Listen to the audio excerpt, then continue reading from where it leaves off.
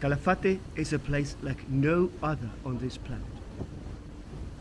This is no metaphor, but an actual fact.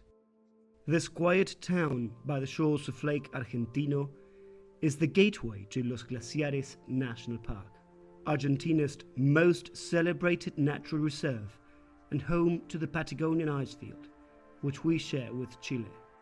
We are talking about the third largest icefield in the world behind Antarctica and Greenland, and the largest one outside the poles. Contenido en 3.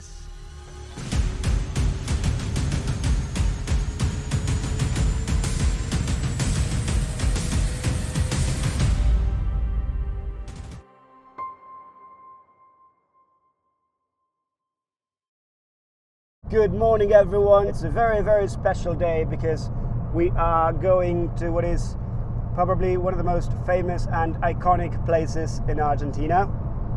It's no other than the Glaciar Perito Moreno. If you don't know anything about it, you should. You're missing something big. Big? How big? Are you gonna see in a few minutes? It's gigantic. It's one of the only glaciers in the world that is not falling back.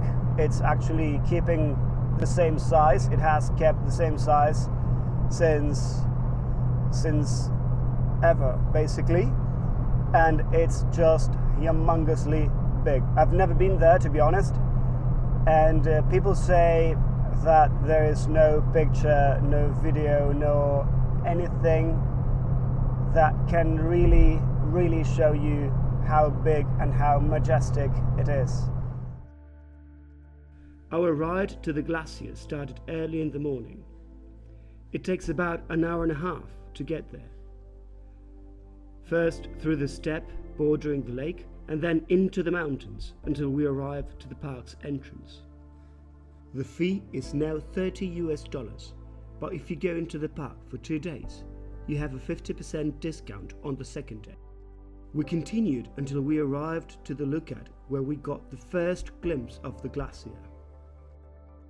At first sight, the glacier is literally breathtaking. My brain took a couple seconds before comprehending what my eyes were actually seeing. The gigantic mass of ice stretching into the horizon. It's very hard to understand through images what the glacier looks like. There is no video or photograph that could ever grasp the sheer size of Perito Moreno. It might not look that big, but that fella over there, it's like 300 yards away or 500 yards away. I don't know how much, but it's really far away. It's not as close as it seems to be. That wall is 70 meters high.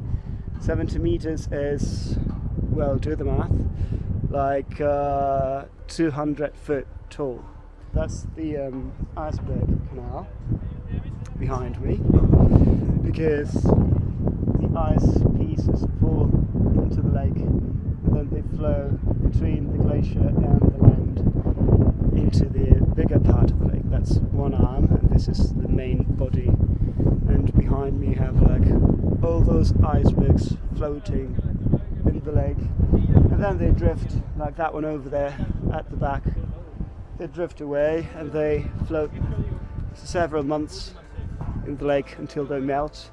It's quite impressive. Just for you to have an idea, it's 70 meters high and 100 meters deep, 5 kilometers wide at the front, and it's going 24 kilometers up the mountain. Its total surface, it's 250 square kilometers. In case these numbers don't ring any bell, this glacier is more than 4 times larger than Manhattan Island. This glacier is named after Francisco Pascasio Moreno, an Argentine explorer that first arrived to this area and mapped most of Patagonia. It's a very common mistake to think Perito was his name, but that was actually his job position. Although he found the lake, he never got to see the glacier that now carries his name. The area is very well organized. as you have different walkways and balconies intertwined that allow you to see it from every possible angle, and you can spend quite a few hours walking around. This glacier is famous for several reasons. First, its accessibility. Most glaciers are in extremely remote places and you see them from miles away, but here you're standing only 300 meters away. Second, its size, as I previously mentioned. And third, the dams that form every some years when the glacier touches the land and cuts the lake in two. And of course, the magnificent calvings that take place here. Some years ago, it was said that this glacier was one of the only in the world that was not receding. But although the front is still at the same distance, it has shrunk from the sides in the last couple years. After spending a couple hours on the walkways, we decided to go on the boat to get a closer look at the glacier. The price varies depending on the time of the season, but it's usually around $10 US. Although we expected to see some calvings while on the boat, what we saw was much more spectacular. Not only there was a major calving, but we saw a basal one.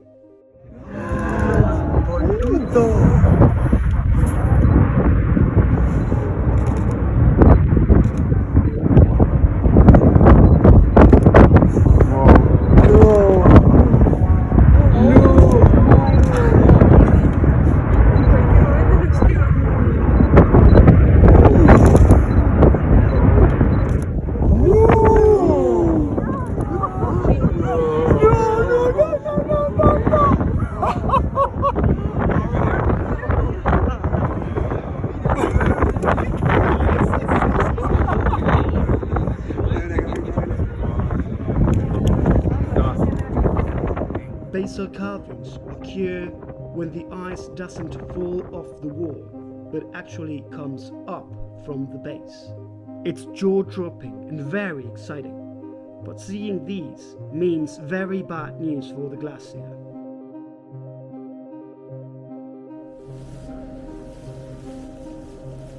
What I just witnessed was probably one of the most impressive and breathtaking events I've ever seen.